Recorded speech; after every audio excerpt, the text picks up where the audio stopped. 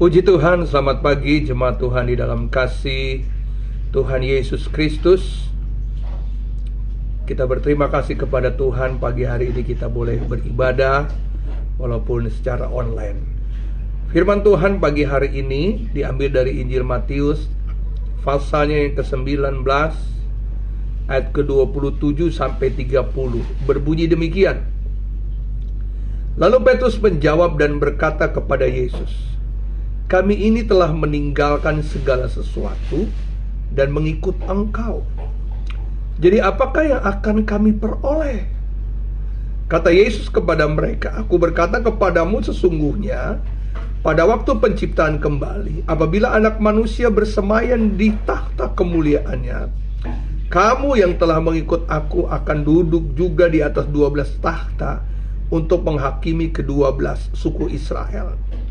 Dan setiap orang yang karena namaku meninggalkan rumahnya, saudaranya laki-laki atau saudaranya perempuan, bapak atau ibunya, anak-anak atau ladangnya akan menerima kembali 100 kali lipat dan akan memperoleh hidup yang kekal. Tetapi banyak orang yang terdahulu akan menjadi yang terakhir, dan yang terakhir akan menjadi yang terdahulu." Jemaat Tuhan yang saya kasih dalam Tuhan Yesus Kristus, berapa lama kita mengikut Tuhan? Mungkin kita mulai mempertanyakan jerih payah kita, kelelahan kita, capek kita, pengorbanan kita dalam kita mengiring kepada Tuhan. Atau mungkin kita mengajukan tuntutan-tuntutan, apa yang saya dapat dari kita mengikut Tuhan. Lewat kebenaran firman Tuhan pada pagi hari ini, maka kita akan melihat bahwa dalam perjalanan iman Kristen, sebenarnya ada begitu banyak yang Tuhan sudah berikan dalam kehidupan kita. Ada upah yang Tuhan akan siapkan dalam kehidupan kita. Bahkan pertanyaan dari murid-murid kepada Yesus, hanya persoalannya, daripada kita mempertanyakan hal-hal yang menjadi hak kita dalam kita mengiring kepada Tuhan. Dan saya percaya kalau Tuhan yang berjanji, maka Dia akan menepati setiap janji-janjinya dalam kehidupan kita sebagai umat pilihannya. Harusnya justru yang menjadi pertanyaan kita, sampaikah kita pada pertandingan iman kita?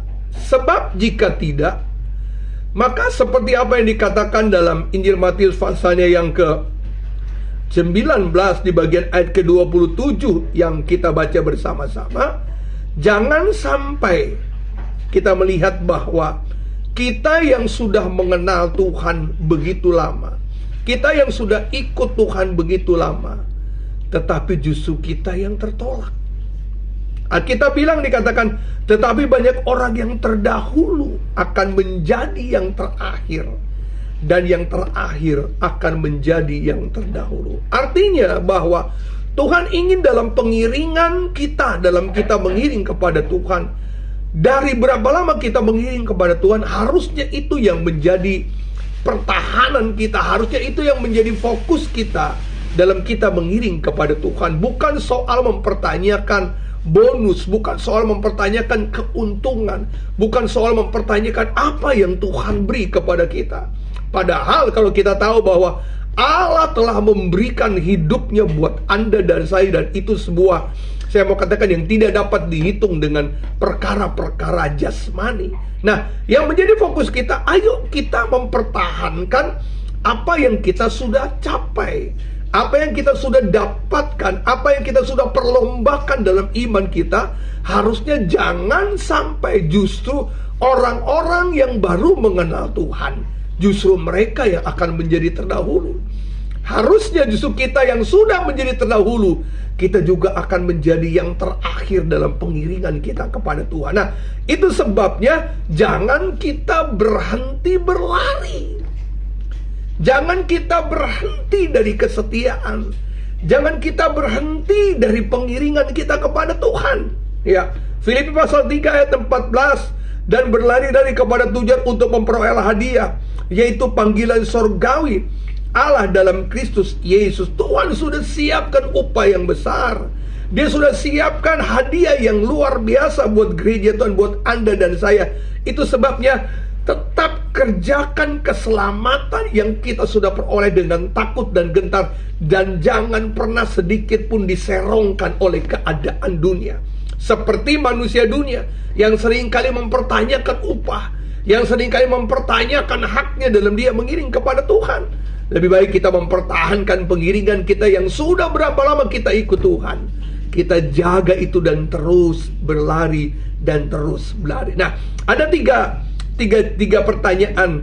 Mengapa seringkali kita lelah dalam kita berlari?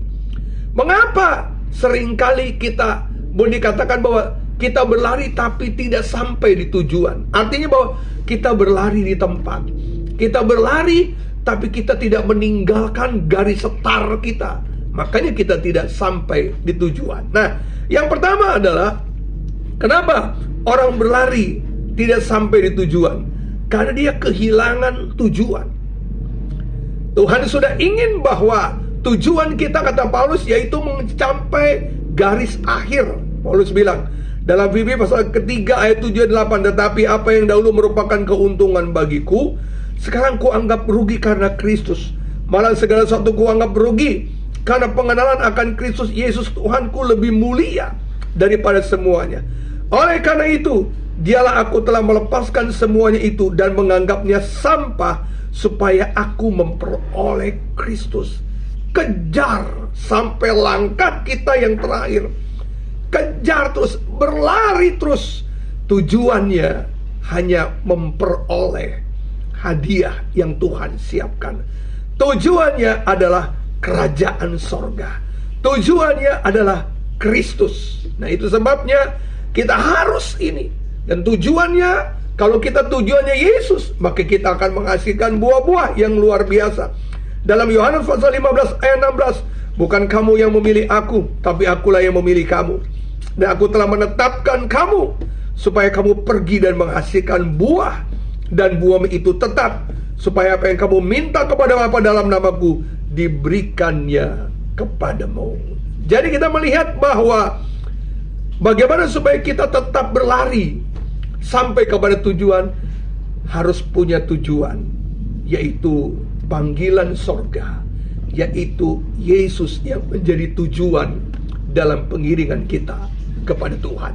Di bagian yang kedua, kenapa sering seorang tidak sampai berlari, tidak sampai di garis finish? Yaitu zona nyaman. Merasa bahwa dunia ini miliknya. Kehilangan fokus dengan dunia ini, sehingga dia tidak lagi berlari dengan sungguh-sungguh. Saudara, dibujuk rayu, tipu muslihat iblis membuat kita untuk kita tenang, kita diam, kita tidak bergairah lagi dalam kita mengiring kepada Tuhan. Sehingga akhirnya kita tidak masuk pada perlombaan, kita tidak sampai garis akhir. Kita melihat dalam Amsal pasal 4 ayat 23, dia bilang begini, jagalah hatimu dengan segala kewaspadaan, karena dari situlah terpancar kehidupan. Kita harus menjaga hati kita. Jangan sampai hati kita diserongkan oleh keadaan dunia. Jangan sampai hati kita berpaling dari tujuan yang Tuhan inginkan, yaitu kita melihat bahwa kita harus melatih tubuh kita. Kita harus berlari terus, jangan pernah berhenti. Apalagi sampai beristirahat, harus terus berlari. Maka engkau akan mencapai apa yang Tuhan inginkan. Itu sebabnya kita harus memberi, saya mau katakan melatih diri kita, mendisiplinkan rohani kita. Seperti seorang anak kecil yang selalu haus, selalu bergairah untuk bisa mencapai garis akhir. Dalam 1 Petrus pasal 2 ayat 2 dia bilang begini, dan jadilah sama seperti bayi yang baru lahir, yang selalu ingin akan air susu yang murni dan yang rohani, supaya olehnya kamu bertumbuh dan beroleh selamat. Kita tetap punya rasa haus, tetap punya rasa lapar akan Kristus. Maka kita tidak bisa berhenti di tengah jalan. kita harus berlari sampai di garis akhir. Bagian yang ketiga, kenapa seorang tidak sampai garis akhir? Yaitu kelelahan atau kecapean.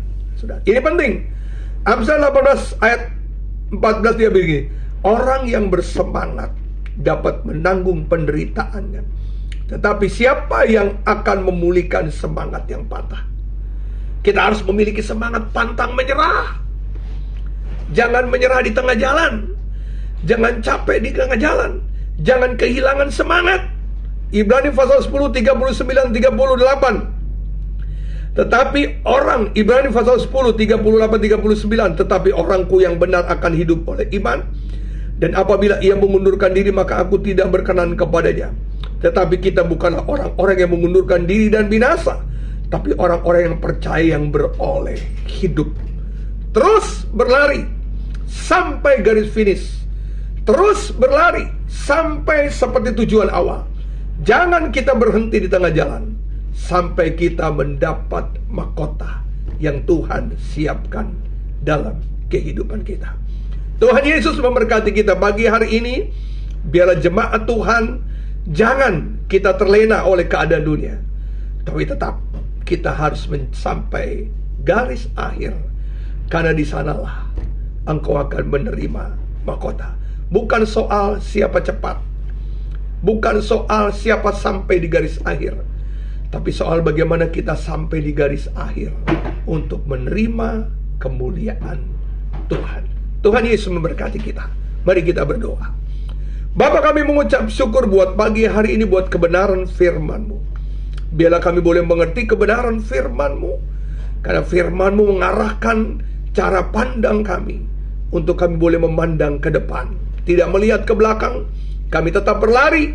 Kami tidak berhenti di tengah jalan. Bahkan kami tidak menyerah, karena kami ingin memperoleh upah yang Tuhan janjikan buat kami. Meteraikan kebenaran firman membuat umat-umat-Mu. Bahkan Engkau memberikan kami pengertian untuk kami boleh semakin berlari sampai pada tujuan yang Tuhan inginkan. Dalam nama Tuhan Yesus Kristus kami berdoa dan mengucap syukur. Haleluya. Amin.